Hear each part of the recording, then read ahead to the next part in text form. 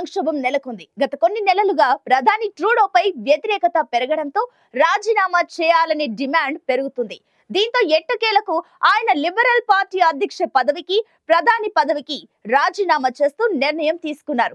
ఇలాంటి సమయంలో కెనడాకు తదుపరి ప్రధాని ఎవరనేది ఆసక్తికరంగా మారింది.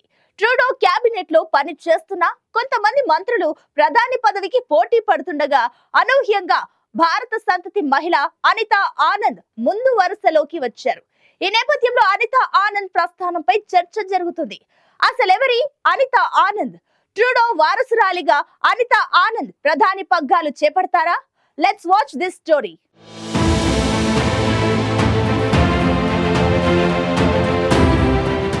కెనడాలో రాజకీయ అనిశ్చితి నెలకొంది. గత కొన్ని రోజులుగా కెనడా ప్రధాని జస్టిన్ ట్రూడోకు విపక్షాల నుంచే కాక సొంత పార్టీ నుంచి వ్యతిరేకత వ్యక్తమైంది. ఖలిస్తాన్ ఉగ్రవాదులకు అండగా ఉంటూ వస్తున్న ట్రూడో పదవి నుంచి దిగిపోవాలని ఒత్తిడి రోజురోజుకు పెరగడంతో చివరకు ఆయన తలొగ్గాల్సి వచ్చింది. దీంతో తాజాగా తన పదవికి రాజీనామా చేస్తున్నట్టు ట్రూడో ప్రకటించారు. దీంతో ట్రూడో తర్వాత కెనడా ప్రధానిగా ఎవరు బాధ్యతలు చేపడతారనేది చర్చనీయాంశంగా మారింది. ప్రస్తుతం లిబరల్ పార్టీకి దేశంలో వ్యతిరేకత వస్తోంది. ప్రతిపక్ష కన్సర్వేటివ్ పార్టీ నాయకుడు పాలివర్ పియారేకు దేశవ్యాప్తంగా జనాదరణ లభిస్తున్నా ఎన్నికలు మాత్రం ఏడాది అక్టోబర్లో జరగనున్నాయి. ఈ నేపథ్యంలో ప్రస్తుతం లిబరల్ పార్టీ అధ్యక్షుడే ప్రధానమంత్రి పదవి చేపట్టే అవకాశాలున్నాయి. జస్టిన్ ట్రూడో లిబరల్ పార్టీకి అధ్యక్ష పదవికి రాజీనామా కూడా చేశారు. దీంతో ఇప్పుడు లిబరల్ పార్టీలో అధ్యక్ష పదవికి పోటీ నెలకొంది. ఈ క్రమంలో భారత సంతతికి చెందిన అనితా ఆనంద్ దూసుకొచ్చారు.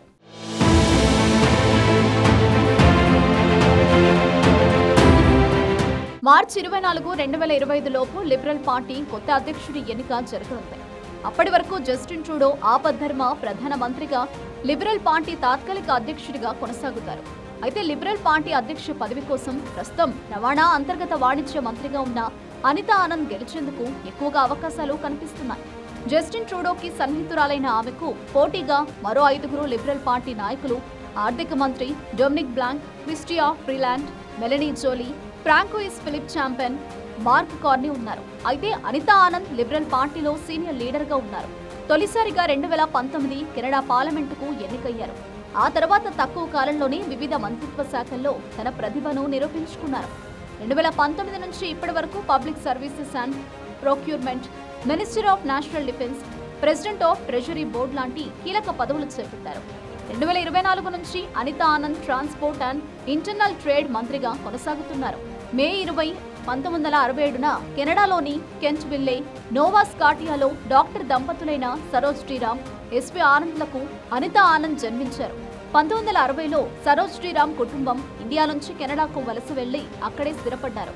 1985లో అనితా ఆనంద్ ఒంటారియాలో పొలిటికల్ సైన్స్ లో డిగ్రీ పూర్తి చేశారు. ఆ తర్వాత ఆక్స్ఫర్డ్ యూనివర్సిటీలో బ్యాచిలర్ ఆఫ్ ఆర్ట్స్ పూర్తి చేశారు.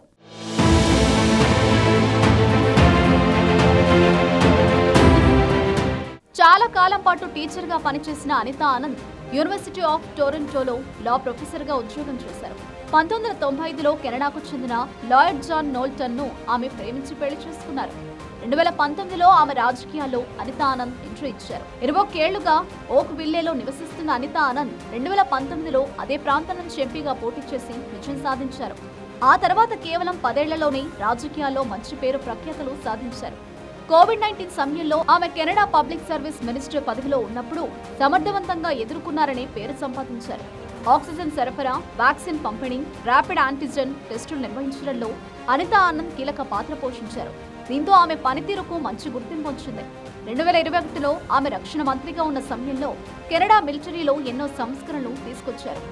ఆ తర్వాత రవాణా శాఖ మంత్రిగా కూడా ఆమె పర్యవేక్షణలో కెనడాలోని రోడ్లు, హైవేలు, రైల్వేకు సంబంధించిన ఇన్ఫ్రా ప్రాజెక్టుల నిర్మాణం జరిగాయి. తాను చేపట్టిన ప్రతి రంగంలో ఆమె సూపర్ అనిపించుకున్నారు. ఒకవేళ అనితా ఆనంద్ కెనడా ప్రధానమంత్రి పదవి చేపడితే ఆమె రెండో మహిళా ప్రధానిగా చరిత్ర సృష్టిస్తారు. అంతేకాక లిబరల్ పార్టీ తరపున తొలి మహిళా ప్రధానిగాను ఆమె రికార్డు సృష్టిస్తారు.